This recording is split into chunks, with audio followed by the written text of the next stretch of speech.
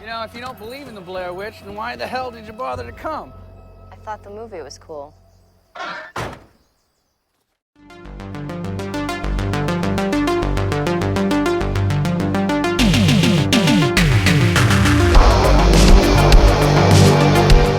We are talking The Book of Shadows, Blair Witch 2. This movie came out in the year 2000 and was directed by Joe Berlinger and stars Kim Director and Jeffrey Donovan. After the success of the Blair Witch Project, the studio that had purchased, distributed it, wanted to cash in and really kind of make the most of the momentum that the original kind of Blair Witch movie had, and commissioned a sequel. Now, the creators of the original Blair Witch Project have had little, if anything, to do with this sequel. They serve as executive producers, but apparently had next to nothing to do with the actual production itself. Even the director, Joe Berlinger, has gone on record to say that the finished project was not actually his vision, and studio kind of interference doing reshoots and re-edits caused the final product to be very different from what he had imagined. Now, this has kind of been much maligned in its kind of, when the film kind of came out.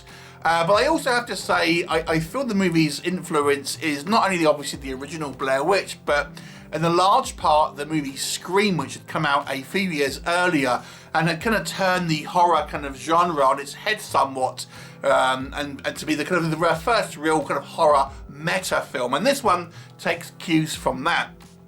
So this is not a found footage movie, and I've got a feeling the third film actually kind of just ignores kind of this one, and it's kind of the true sequel, so to speak. So this is not a found footage film; it's a traditional kind of style filmed movie.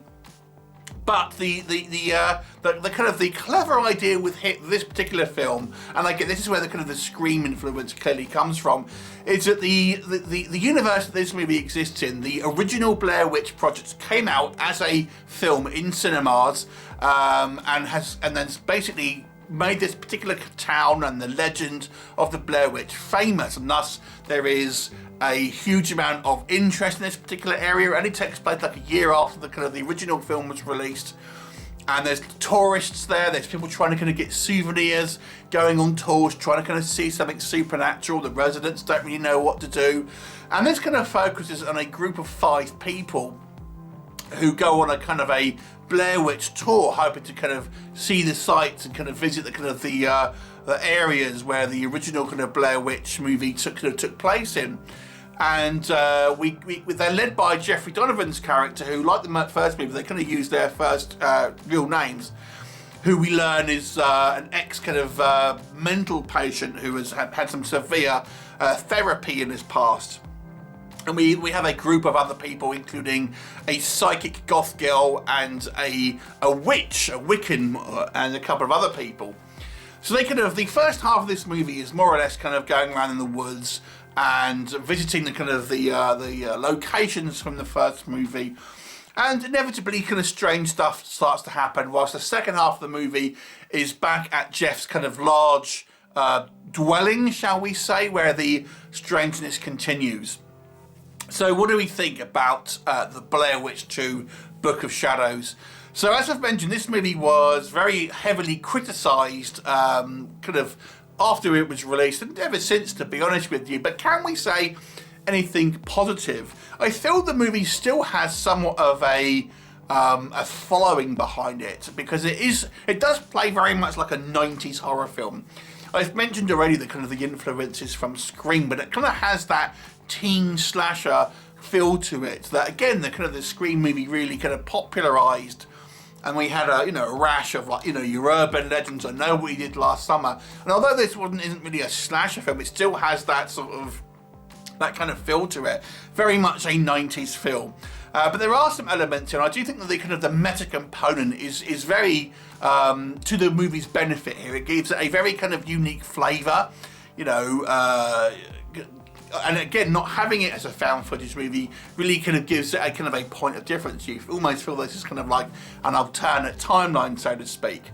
But I actually think the meta qualities and having the original Blair Witch Project exist as a filmed piece of entertainment within the context of this movie is very unique and kind of has a, you know, quite a fun kind of setup, and the motivations for our kind of characters to kind of go on this tour, I feel, all stem from that and feel kind of quite kind of naturalistic, and you know, gives good reasons for people to be where they are. And I also like the kind of the commentary and the kind of the over commercialized kind of, you know, things that have happened because of the first movie, and this kind of, and the residents, how they're kind of dealing with it and stuff like that.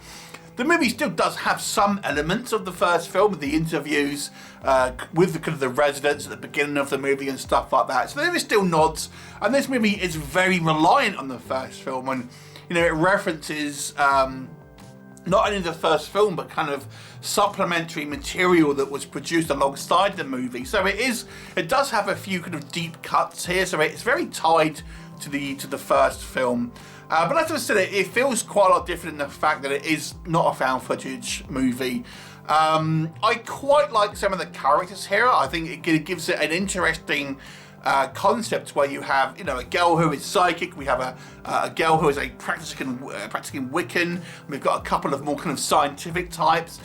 So this group seemed kind of more prepared, if you like, than the kind of the original group. So you maybe think they will have a better chance and kind of a, or at least a better understanding of kind of any sort of supernatural elements that happen. And there are some quite kind of spooky moments within the movie. There are some cheesy ones as well, and we'll come on to them. But there are nonetheless some quite interesting, even though a lot of it is not on screen, but we kind of still kind of feel that this, the kind of the circumstances that are presented to our cast are on the supernatural side. For example, when they go to a particular site, the group leader says there's a tree that has just appeared, like a large, very old kind of tree that is in the site that wasn't there before.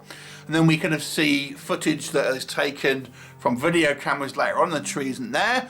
So there's all these kind of like weird things that are introduced to them in the movie that you don't really know why it's there. The movie has a lot of things happening and introduces a lot of kind of supernatural elements that it doesn't really explain, kind of like the first movie. And we have clues given and, you know, things referenced, and, you know, there's even a line here where someone seems to be possessed by something, and they assume it's the Blair Witch, and this possessed kind of individual sort of kind of refutes it to a degree, so we don't really kind of know what's kind of going on. So it has an element of some kind of suspense and intrigue, and I have to say, I think the movie kind of plays out differently as well. I thought, even though I understand the director wasn't a huge fan of the ending, I have to say I kind of quite like the fact that it didn't just kind of end the same sort of way, and we kind of had a different kind of fate that was kind of ultimately given to these individuals, or at least some of them. Albeit I have some issues with it, but we'll come on to that. And nonetheless, kind of still kind of quite liked it.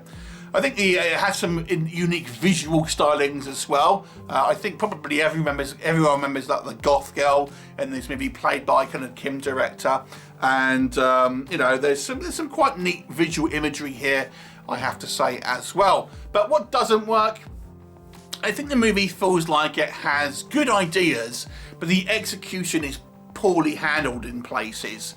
And as I've mentioned, there was a lot of studio interference apparently. And there are certain sequences, you know, that feel really kind of like hammy and kind of almost like a TV movie at times. There's a couple of sequences where we see the kind of the ghostly image of this kind of young girl, and it looks really crappy, even for kind of 2000s, you know, level kind of effects. It just looks very kind of cheap and TV movie-like, and things like this. The movie gets kind of a little bit overly convoluted in trying to keep the kind of the air of mystery and not really kind of play its hand about kind of what's happening. And I have to say, I think the acting isn't the best, to be honest. Jeffrey Donovan, who I've grown to kind of quite like when he's you know, done a kind of projects and kind of TV work kind of later in his career, is just like really hammy here, to be honest with you. And then some of the other cast don't do a particularly good job either, I have to say. I think probably Kim Director does the best out of all of them, making for, I would suggest, probably the most realistic kind of character, whilst everyone else seems very kind of over the top. I On the subject of the characters, I think sometimes they're poorly written as well. These characters seem to not... They all go into this particular tour, with the exception of the character of Kim, really kind of wanting to believe that there's something happening and kind of going there with this kind of open mind. And when we do see things that are happening on multiple kind of occasions, they seem very reluctant to believe anything that's kind of going on, and are more likely to kind of blame each other for even killing someone. And thinking, aren't you even going to kind of like concede that there may be kind of something going on? It's a typical kind of, you know, thing we see in movies where someone kind of sees something clearly kind of supernatural and just kind of sort of explains it away. And, you know, it causes conflict within the group, but it doesn't really seem like you would at least have that discussion, I would imagine, because these people have gone there, you know, expecting to see something or chronicle something, or at least have some type of belief in kind of what's kind of going on. So it doesn't make sense that they would completely kind of poo-poo it, really, right until the end. And they just, it feels like somewhat kind of inflated drama at the end of the day. The kind of the supernatural elements as well, I don't know if particularly works, because I always think, you know, how is an older undead spirit kind of learning kind of technology and things like this, and how is it able to, you know, take advantage, shall we say, of certain technologies that wouldn't have been around? And it just seems like, yeah, I don't know if I completely kind of buy this and stuff. I get you might kind of make it go fuzzy and things like this and affect it, but kind of being able to somewhat manipulate technology seems a little bit, you know, unless it's something specifically that is affecting, you know, like a ghost in the machine type thing. I don't know, I didn't quite buy that.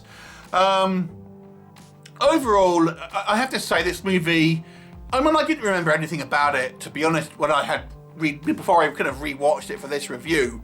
Nothing, I didn't remember anything about it whatsoever.